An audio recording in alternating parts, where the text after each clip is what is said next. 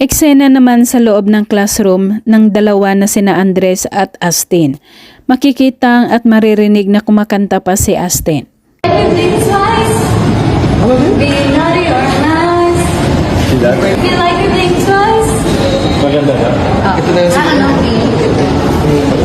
Makikita sa mukha ni Astin ang kunting kaba dahil sa kanilang break time ang sabi ng director ay tatanggalin muna ang kanyang tali pero nagbingi-bingihan ang dalawang lalaki.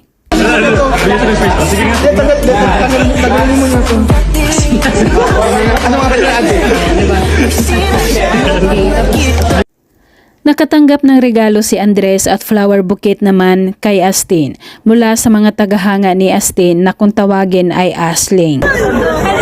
Oh, are you serious? Hello, Ashley. Thank you so much kasi ang tagal-tagal na natin. Like, 9 years. Super kinilig naman ang mga fans ng Astres nang nagtititigan ang dalawa sa loob ng 10 seconds challenge. Okay, staring contest for 10 seconds lang naman. Okay, wala pa!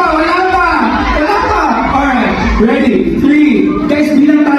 Halatang parang matutunaw si Astin sa kanyang tinatayuan sa mga titig ng binata.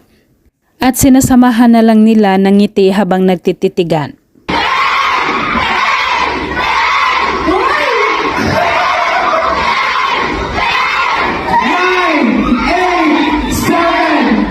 At sa wakas natapos din ang kanilang titigan challenge.